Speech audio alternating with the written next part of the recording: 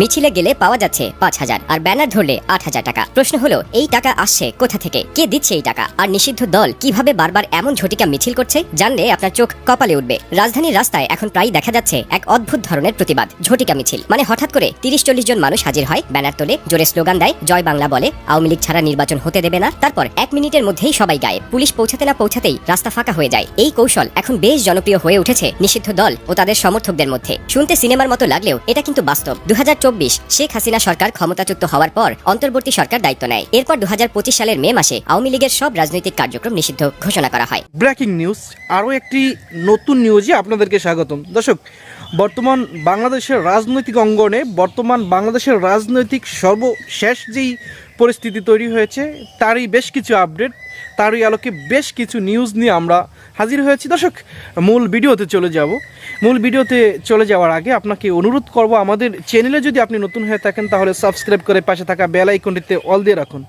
আর নিত্য নতুন এই ধরনের ভিডিও সবার আগে পেতে আমাদের ভিডিওতে লাইক দিয়ে আমাদের সাথেই থাকুন। চলেন দর্শক, বর্তমান বাংলাদেশের রাজনৈতিক পরিস্থিতি অবস্থা আমরা জেনে আসি। চলেন।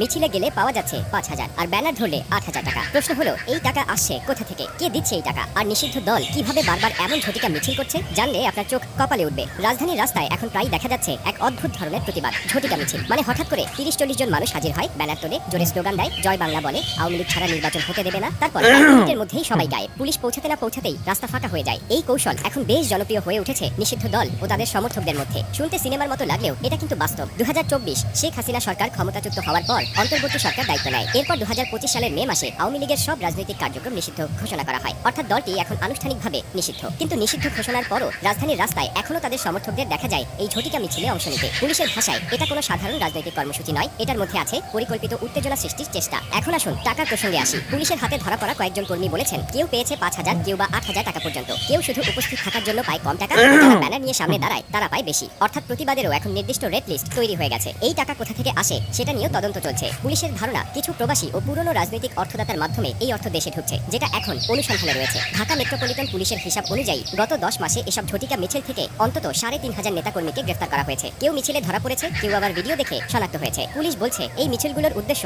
শুধুমাত্র রাজনৈতিক বার্তা দেওয়া নয়, বরং জনমনে ভয় তৈরি করা। কারণ অনেক সময় মিছিলে ককটেল ফাটানো বা বাসে ইটপাটকেল ছোড়ার ঘটনাও ঘটেছে। তাই আইন শৃঙ্খলা বাহিনীর চোখে এই আন্দোলন এখন রাজনীতি নয়, নাশকতার অংশ। কিন্তু প্রশ্ন হলো কেন এই ঝটিকা পদ্ধতি? খুব সহজ কারণ, এতে সময় লাগে না, অনুমতির ঝামেলা নেই, আর পুলিশের হাতে ধরা পড়ার সুযোগও কম। যেখানে সাধারণ মিছিল করতে হলে অনুমতি, নিরাপত্তা, রুট সব ঠিক করতে হয়, সেখানে এই ঝটিকা মিছিল শুরু হয় ৩০ সেকেন্ডে, শেষ হয় ১ মিনিটে। চমক দেখিয়ে বার্তা দেওয়া, আর সেই বার্তা সোশ্যাল মিডিয়ায় ছড়িয়ে পড়লেই